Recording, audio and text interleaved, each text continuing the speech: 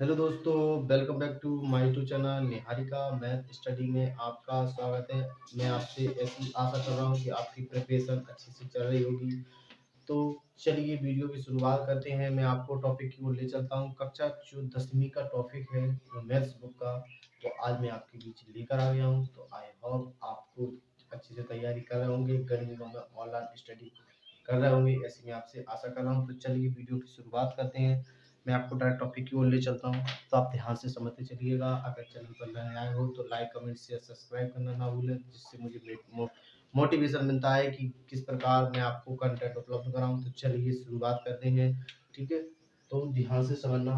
जो जो जो टॉपिक है, जो गणित का टॉपिक है, यहाँ से समझना। न्यू बैच स्टार्ट हुआ है मैथ्स का। ठीक है, डिजिटल न्यू मैथ्स बुक जो आई है वो मैं आज आपको भी समझाऊंगा। तो 26 और 91 के किस प्रकार खंड करेंगे वो मैं आपको समझाऊंगा। तो देखिए, पहले 26 के खंड कर लेते हैं। तो 26 के खंड करेंगे तो क्या आएगा? 26 के खंड करेंगे तो हम इसे 2 से कैंसिल कर देते हैं। तो 2 एकम 2, 2 तिगुन 6 और 13 से कैंसिल कर देंगे तो 13 एकम 13 हो जाएगा। इस प्रकार इसके खंड हमें हो जाएंगे। 91 के खंड करेंगे 9 1। तो जैसे ये देखिए 9 1 के खंड करेंगे तो हमारे बीच सामने क्या आ जाएंगे? तो 9 1 के खंड करेंगे तो ये देखिए किससे कैंसिल हो जाएगा? ये 13 से कैंसिल हो जाएगा तो 13 7 91 हो जाएगा, और 7 से कैंसिल हो जाएगा तो 7 एकम 7 हो जाएगा। ठीक है, इस प्रकार जो हमारे खंड है वो आपके भी सामने आए होंगे, आप ध्यान से समझना।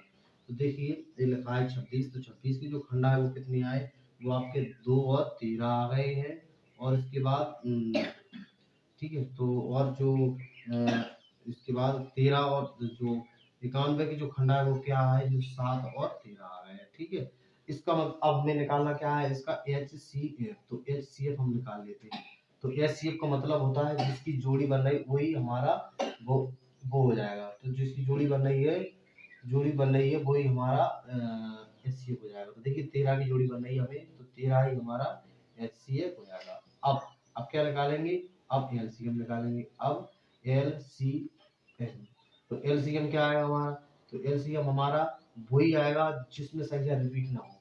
जैसे 2 हो जाएगा हमारा, फिर इसके बाद 13 हो जाएगा हमारा, और उसके बाद 7 हो जाएगा हमारा। लेकिन एक बार 13 और नहीं लिखेंगे क्योंकि ये रिपीट हो जाएगा, तो रिपीट वाली संख्या हम नहीं लेते हैं। ठीक है, इसके बाद इन दोनों का गुणा कर देंगे तो हमारा एलसीएम सामने आ जाएगा। तो देखिए 13 7 91, 91 गुणा करेंगे तो 91 दूनी 182 हो जाएगा। कितना होता है? 182। और ये आपका एलसीएम और एलसीएम आ गया। अब यहाँ तक तो हो गया, दोनों संख्याओं का एलसीएम एलसीएम ज्ञात कीजिए तथा दोनों संख्याओं का गुणनफल एलसीएम होता है क्या नहीं होता है, इनका गुणा भी करना है। इन दोनों का गुणा करना है और इन दोनों का गुणा करके हमें चेक करना है, सत्यता की इसकी जांच करनी है कि ये सही है या गलत है। ठीक है, तो जांच करना मैं सिखा रहा हूँ। तो जांच करने के लिए आपको लिखना पड़ेगा दो संख्याओं का गुणनफल। दो संख्याओं का गुणनफल यहाँ पर लिख देता हूँ इस प्रकार। संख्याओं दो संख्याओं का गुणनफल। दो संख्याओं का गुणनफल ध्यान से समझना। दो संख्या का गुणनफल क्या होता है? n1 और गुणा n2 हो जाता है।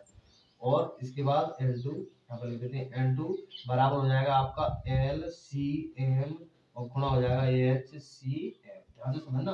n1 और n2 n1 n2 का n का मतलब होता है संख्या, और संख्या हमारी क्या दी थी? वही हमारी संख्या हो जाएंगी। तो संख्या क्या क्या दी थी? 26 और 91। तो यहाँ पर लिख देंगे कितना? ये हो जाएगा आपका 26 और गुणा हो जाएगा आपका 91। इसके बाद एलसीएम कितना आया और एचसीएफ कितना आया? तो एलसीएम हमारा 13 आया, एचसीएफ हमारा 130 आया, 182 आया। तो एलसीएम 13 आ गया और एचसीएफ हमारा 182 आ गया। ठीक है, इतना आपके सामने हो गया। इसके बाद जैसे हम 13 का गुणा करेंगे, जैसे हम इसका में 13 का गुणा करेंगे तो कितना आ जाएगा आपका? तो जैसे इसमें गुणा आया करेंगे तो हमारा हो जाएगा ये 23 और 66 हो जाएगा। और इसका भी हम गुणा करेंगे तो कितना आ जाएगा आपका? 23 और 66। ठीक है, 23 और 66। इस प्रकार दोनों के जो सेम गुणा इनकी जांच करी हमें तो सेम जो आंसर है, इसका मतलब हमारा जो सवाल है वो एकदम करेक्ट है। आई होप आपको जो सवाल मैंने समझाया वो आपको समझ में आया होगा, इसी में आपसे आशा कर रहा हूँ। तो चलिए मिलते हैं नेक्स्ट वीडियो में। आप तैयारी करते रहिएगा, एक एक सवाल वन बाय वन स्टेप करता चलाऊंगा आपको। और अगर आपको किसी प्रकार का कोई डाउट हो तो आप कमेंट सेक्शन आपके लिए खुला हुआ है, आप वहाँ कमेंट करके अपना डाउट जरूर पूछिएगा, जिससे मुझे मोटिवेशन मिलेगा कि आप पढ़ रहे हैं। तो आप कमेंट जरूर कीजिएगा। अगर आपको समझ में आ गया है तो आप इमोजी भेजकर मुझे मोटिवेशन कर सकते हो। तो चलिए मिलते हैं नेक्स्ट वीडियो में, तब तक के लिए धन्यवाद।